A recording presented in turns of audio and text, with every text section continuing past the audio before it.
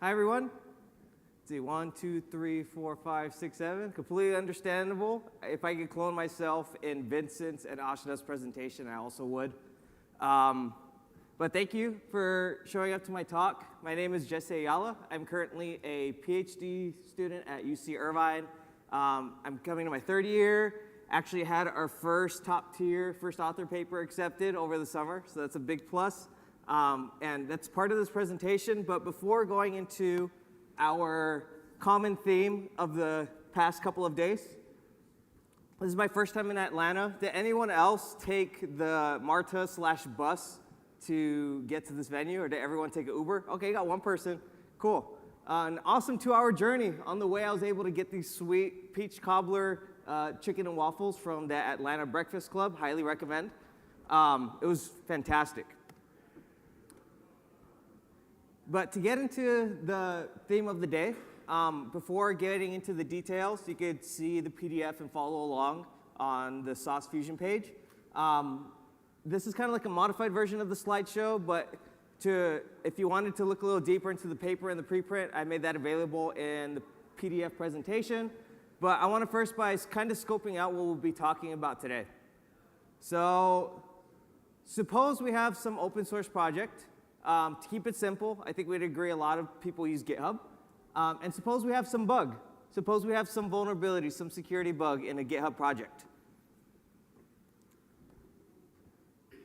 Those who are going to go through and approve your pull request, perhaps develop a patch, or be at least very involved in the process, is the people involved who run the project, the open source maintainers.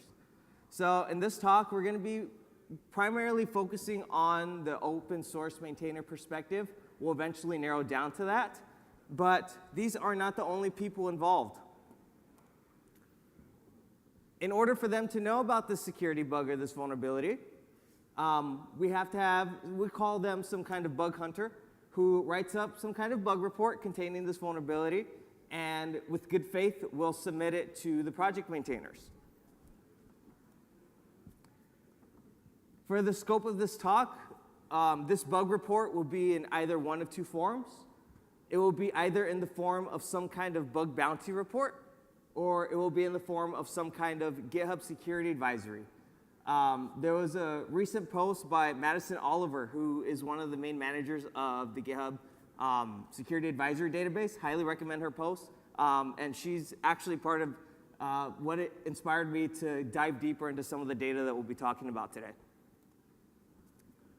But with vulnerabilities, as we've seen in the past couple days, and anyone who's remotely involved in security, every vulnerability that's publicly disclosed has very likely a CVE and would eventually get transported into the National Advisory Database, just because the NVD, this is just kind of part of the CVE lifecycle, which we'll get into a bit. But the types of bug bounty reports and advisories we'll be talking about today, I want to clarify before we get into detail. Who's heard of the bug bounty program Hunter before? Anybody here? One person? 2 people? 3 people? Yeah, so I didn't get to learn about Hunter until I was digging through some of the security policies in our data set, and I thought it was super interesting to learn about Hunter. H-U-N-T-R, that is. So essentially without getting into too much detail, Hunter is an open source specific bug bounty program, which at the time of the study was still supporting every type of open source project. More recently, they got acquired by Protect AI, and now they only support AI/ML related projects, but that's out of the scope of this talk, just because when we performed this study was sometime last year. And then the other type of bug bounty report that I'll be referring to are HackerOne reports, which I'll assume that most of us are familiar with, as it is the most generalized form of bug bounty, where hunters go, program, reports, etc. And in terms of security advisories, from now on, if I say security advisory, I'll be referring to GitHub security advisories. So some key questions, kind of to give you a little scope of the journey we'll be going through today. I'll be taking you through, first starting with what we can learn about the review turnaround times for GitHub security advisories and open source bug bounty reports. And something else we were curious about was how efficiently do CVEs from security advisories and bug bounty reports get routed to the NVD? A lot of us can agree, and a lot of other research has shown that there are in fact some bottlenecks. So I'm going to some general bottlenecks, but for the scope of this talk, we'll be talking about open source really in general from our data set. So the goal of this study that is currently under review was to explore characteristics of disclosed open source security advisories and bug bounty reports linked to GitHub projects. So we'll assume that everything, all these reports and advisories live in GitHub projects. So the first thing we did was we collected a bunch of security advisories, of course within API limits, which I think was around 4,500 at this point. We also collected bug bounty reports from the Hunter Bug Bounty Program, which again, if we haven't seen that before, I linked that in the PDF, and HackerOne. And last but not least, our overall goal here, our method was to analyze review rates and outliers to cover some kind of insights, really in general. Of course, again, after talking to Madison, Oliver, kind of gave me a little bit of insight into this data as well. So it was really cool to be able to flesh that out with her and, you know, kind of give some insight like, okay, we see a lot of red, we see a little bit of green. What does this mean? So this data starts from December of 2021, approximately all the way to November of last year, where the green represents the reviewed GitHub security advisories, and the red represents unreviewed security advisories, which in long terms, long story short, GitHub projects will not be alerted that they're affected by some kind of vulnerability unless that respective security advisory is actually reviewed. So again, this is referring to the affected projects, not the project that it was reported to. The project that it was reported to knows, those that are affected by it do not. But why is this interesting? Why is this alarming? Based on the data that we have here on the screen, if new security advisories were halted in November of 2023, of course within the scope of the data, based on the average review rate of almost 177 advisories per month, it would take about 95 years to get through all of these. And as I think yesterday, this number is still now at like 240,000. There's actually a recent article that Madison Oliver posted this over the weekend that talked about like why are CVEs important and why the advisory database uses them. So I'd highly recommend looking into that. But the kind of moral of the story is there's a lot of work to be done, and there's a lot of research looking into automated vulnerability report and review efforts that could hopefully help speed up this process because it's important. It's important that all the projects that are affected are actually notified that they have a vulnerability in them. Looking a little closer into that same data, even though security advisories contain new vulnerabilities less often than bug bounty reports, they are streamlined to the NVD 1.8 times faster, roughly. So in other words, we attribute this to some kind of credibility when it comes to the security advisories, but there might be something a little, some nuance in between when it comes to bug bounty reports. Perhaps it's reliability, perhaps not. This is something we're currently looking into. But based on data itself, there is a noticeable streamlining slowdown when it comes to bug bounty reports in open source. Further, CVEs from bug bounty reports are missing 1.9 times more often from the NVD than CVEs from security advisories. Again, this could be attributed to that the GitHub advisory database, for instance, imports, I think it was something like 80% is made up of NVD imported or CVE imported advisories. So in other words, what we're curious about is why is this the case?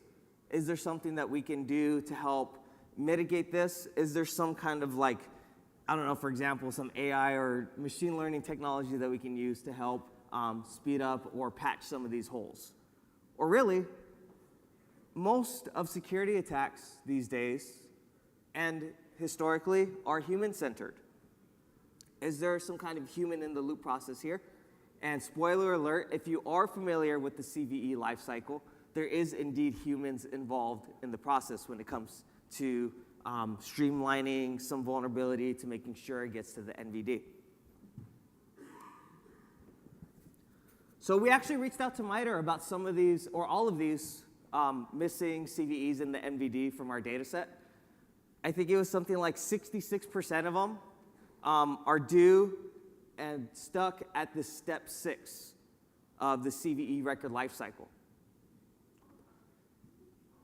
If you take a closer look at what step 6 is, we learned from MITRE that most CVEs are missing from the NVD due to a delay in CNAs publishing them to the CVE list. So at step 6, kind of quote for quote, word for word, once the minimum required data elements are included in the CVE record, it is published to the CVE list by the responsible CNA.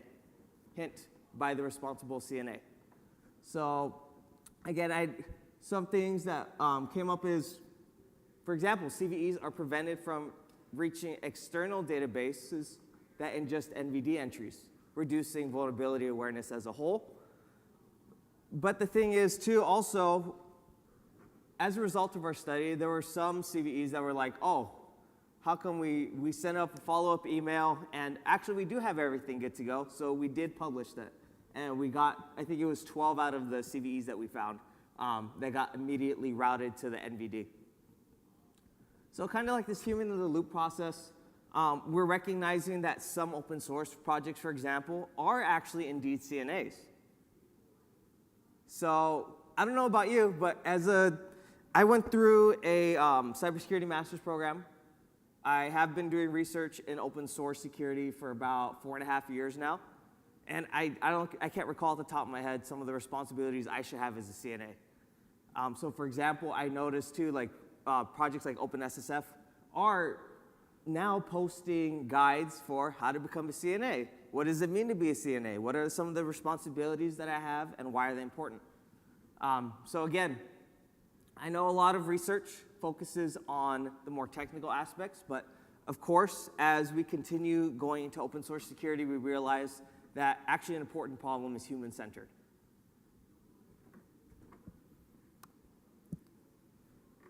But to further look into our data set, because we weren't here just done yet, we weren't just satisfied with kind of learning these things, we're happy, but we're saying now, what do open source projects from these advisories and reports tell us about gaps in vulnerability management features?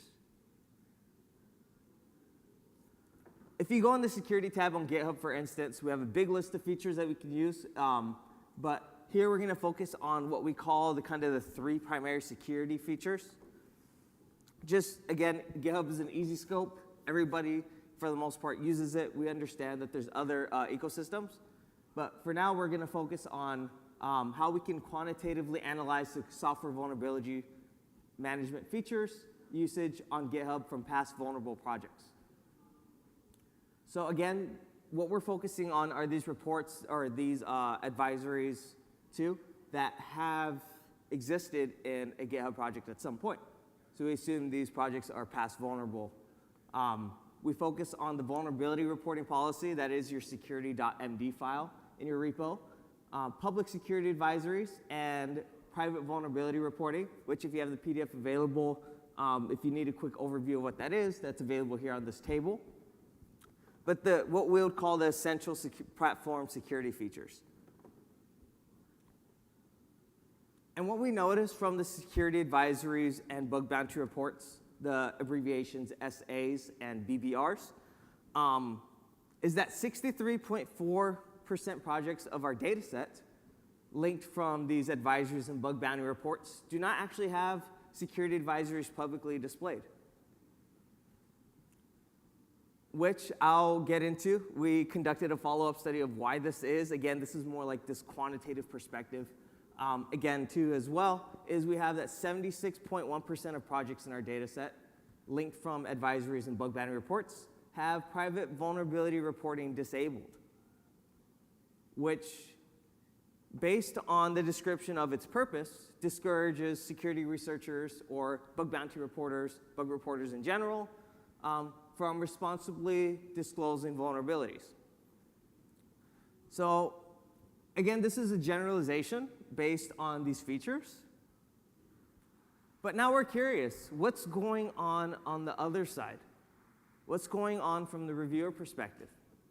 We did a deep literature search, for instance, on bug bounty hunters and vulnerability disclosures in general, and find that there's a lot of research looking at the attacker, looking at the hunter. But we didn't find any studies that actually look at who's on the other side of these that are not in industry, for example. So to follow up these quantitative analysis,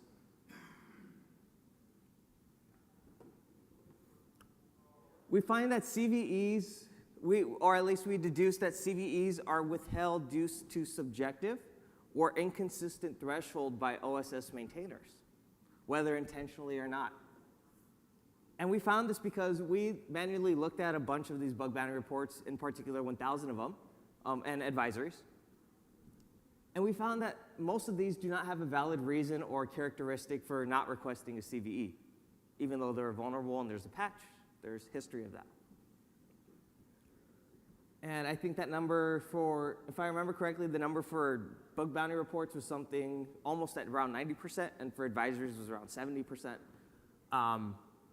But in any other case, depending on OSS maintainers' levels of expertise or thresholds and security for what makes a vulnerability CVE worthy or not, in some kind of sense, they can gatekeep security advisories or bug bounty reports from CVE assignments. And hence, again, this idea of reducing vulnerability awareness for affected projects. So we ask ourselves, what do OSS maintainers actually find beneficial and challenging when conducting vulnerability report review? Again, this is something that no prior research, as far as we can find, was able to investigate. So we know a lot about security experts. We know a lot about compliance, industry regulations, et cetera. But how about in the wild of open source projects, where perhaps most of these open source maintainers do not necessarily have a strong or even security background at all, but then they had a vulnerability in their project? So as a brief pilot, when we're getting the study started, some of the things that I want to present to you from real open source maintainer concerns. Sometimes feeling a little bit threatened. For example, if I don't reply right now, could the reporter be tempted to disclose or exploit the vulnerability they reported? Or time pressures. Open source maintainers are busy. Time pressures relating to releasing a fix for urgent issues, particularly with the very small team. I think this is something we've seen before and something we're very familiar with. Some reports are complicated to understand and or reproduce, which makes the review more time-consuming and frustrating. So again, whether this is attributed to lack of security knowledge or not, open source maintainers are busy. A lot of these folks are not getting paid for this. Why should I even fix this vulnerability? And last but not least, one that came up was the relative low quality of reports submitted in order to receive some kind of bug bounty payout. Particular, for example, we noticed this a lot with Hunter, at least as reported from the maintainers themselves, is this idea of hunters only want money and CVEs, which we'll get to in a couple of slides. So our goal for this particular project was to investigate practices, for example, challenges. We also looked at a few other things that open source project maintainers face when reviewing vulnerability reports. So for this particular study, we conducted semi-structured interviews with 7 open source maintainers earlier this year to learn more about why the identified benefits and challenges during vulnerability report review were especially important to them. This was a mixed method study, so there were also 2 other sub-studies, which I highly encourage everyone goes to that link afterwards to review the preprint that we have, which will appear at the IEEE and Symposium and Security and Privacy next year. But the part that I'll focus on for today, for the sake of time as well, is the interview aspect. The full kind of like list and screenshot is in the PDF. I'll only go over the top ranked ones just to kind of focus on what I feel like was the most important, but feel free to look at the paper and the PDF to follow along if you'd like. So the most beneficial aspects that we found from open source maintainers was that they really like private disclosure. They want their projects to be secure. They like the project visibility, where many eyes that perhaps, for example, are security related, are available to help review a project and help develop a patch. Project maintainers, as you would expect also, and us ourselves, would like our reports to be very detailed, so we know that yes, this is legit, yes, I need a patch, this is important. And last but not least, improve security posture. So overall project defense, minimizing vulnerability risks. A lot of open source maintainers we interview, and if you do any kind of digging into open source at all, really, is you find that maintainers really care about their user base. So they care about that their project is secure and that their users are safe. So kind of going against this assumption with, unfortunately, some folks I've talked with that just think open source maintainers don't care and they just disregard security in general. This tells a different story. What I feel like was what they identified as most challenging to deal with is what they called a diverted focus. So a lot of open source maintainers, remember we're not talking about industry, you could look in the paper for the other perspectives we compare to. Open source maintainers feel that hunters are only focused on money or CVEs and not really software security. So this kind of like sheds a bad light on hackers and hunters in general, and gives this perspective that they're only focused on these more material aspects of bug bounty hunting. Pressure to review was also another one that came up, was reporters pushing to get their findings approved fast. In some cases, I think out of the 17, we ran into 3 open source maintainers that had an experience with a hunter publishing the vulnerability, the exploit, before they were even able to patch it. So this is not something that we want to as a picture for our ethical hackers, right? And again, this is the perspective of open source maintainers. There have, of course, been incidents where this happens for proprietary software as well. But again, just to shed light, we actually had a statistical analysis of the ranked challenges. This was the second most challenging for open source maintainers. And testing difficulties is something I think we can agree upon if a report isn't detailed enough, which kind of correlates with the benefits. And overstated severity was also very challenging for open source maintainers. Dealing with reports that don't reflect the bug's true severity. I think someone said, I hate that they don't understand my software. I hate that these hackers don't understand my software was something that came up quite a few times. Quote for quote, I think that's what they said. And last but not least here, these most helpful features. If you look in the paper itself, we also talk about wanted features. For now, I'll focus on helpful features.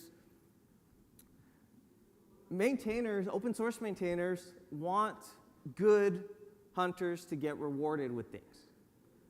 They want bug hunters, for example, to receive points for valid vulnerabilities. They find that very helpful. If I remember the helpful features, they also want additional incentives for really good reports.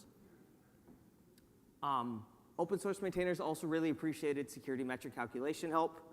So for example, calculating CVSS scores, assistance in this is something that we want to demystify, and for example, projects like the DARPA NGOTS project is currently working towards. This kind of like idea of automated vulnerability scoring. Feedback capabilities, I want to talk to hunters, and reducing project costs. The existence of financial incentives from an external entity. So unfortunately, a lot of open source projects don't have any kind of like money aspect tied to it. I think one of the open source maintainers we talked to said something like, all open source projects should aim to have some kind of business motivation if they want money for it. Not something I necessarily like. That sounds like just something completely challenging to me, especially if this is a hobby for yours, for open source maintainers, but they really liked the financial incentive. And for example, it's unfortunate that some third-party programs have shifted to specific audiences when it comes to monetary support and whatnot for open source projects. There have been some recent controversies when it comes to just throwing money at open source projects and hope they'll do something good with it. But for the scope of this study, we didn't consider things like that. to wrap things up, since there are still a few minutes, and hopefully we have some questions, and if not, of course, just like some of us had talks right before lunch, hopefully you're still awake with me. There are benefits to being right before and after lunch. So exploring how large language models, for example, newer AI technology, at this point not so new, can be leveraged to help solve for vulnerability management practices for discovery and repair is something that we do a lot of research in vulnerability discovery and repair, but how about the management practices? How can we develop practical educational resources that are accessible to developers that support the vulnerability review process? That's something we're looking into. That's something that we hope to help and continue developing. And of course, working towards ensuring fixes proposed by vulnerability reporters do not introduce regressions. For example, as of now, there are some features that review or that do not allow reporters to look at the build process. And that can be very frustrating for project maintainers because they're like, okay, I have a fix, I have someone helping me develop a fix, but it breaks my build. So working towards problems like that without introducing regressions, that is adding additional test cases to make sure things are fixed correctly, is something that we're currently looking into. And last but not least, like the DARPA and GOTS project, working towards this idea of automated vulnerability scoring with the context of my project. I think a lot of us, for example, we're talking a lot about VEX and some of these other really cool stuff that we're working on.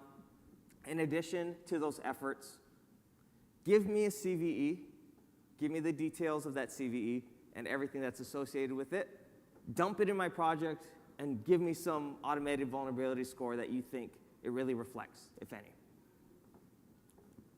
So these are the kinds of problems that we're currently looking into and that we encourage other researchers to also look into. With that, that's the end of my talk. For anyone that is still on Twitter/X, that is my handle. Feel free to connect with me on LinkedIn. And yeah, thank you so much. I appreciate you taking the time and space to be with me today. If you have any questions, right now is a great time to ask, and I'll leave it open. Yeah? You wanted that one chart at the beginning, the number of red ink, all of a sudden you don't Oh, that's a good point. I should probably have speaker notes, right? That was at the time that GitHub decided it was a great idea to have CVEs imported from the NVD database. So I think it was actually, yeah, in May of 2022 is when they started doing that. That represents the spike. In the paper, we actually consider the review rates after July of 2022, of June. So after this NVD dump happened, and we talk about these review rates here, this is referring to after that happened, because otherwise that 95 years would be something like 1,000 years probably. But thank you for pointing that out. I did not explain that. Any other questions? Yeah? Have you looked at the protocol scan for reviewing? There is this protocol scan that uses LLM to review code. Have you looked into that reviewing CVEs? I actually haven't. That's something that we're planning. Yeah, that's something else. Like for example, in Ashna's talk, she's talking about detecting vulnerabilities in Docker containers. Super interesting. I would love to do some kind of empirical study on that. I have not. I know there's some study that's actually ongoing that they're applying this scorecard to a bunch of OSS projects, and I'm assuming that'll get it published sometime next year. But I'd love to look into that. I meant post-scan, like post-scan while, post-scan. Oh, no, yeah, no, I actually haven't either. Yeah, that's also, oh, okay, I need to write that down. Great point. Yeah? I'm not sure if you were at the talk yesterday from the HackerOne CEO, but he said that Hunter pays, like they now give a percentage of the funding to the open source maintainers. I don't know if that was true when you were doing your study or not. That is true. That's part of, so we actually include that in this specific paper that's currently under review. I think the average for that was $2.16. It is, and the thing is, like, because open source maintainers usually don't have some kind of monetary incentive, they actually really appreciate, it could be 5 cents, They're like, yes, they're recognizing that I'm patching stuff. They're giving me something. They like to see, they'd even like a green shield of some sort on their project, for example, if they did something like that. But although it's not much, it's something, and that is true. But if you were to do a ratio of maintainer pay to reporter pay, it would be very low, if we're looking from a monetary perspective. But they do appreciate the token. All right, with that, I am at 0. Feel free to come bug me at lunch or in the hallway. I appreciate your time. Thank you for being here, and yeah, thank you.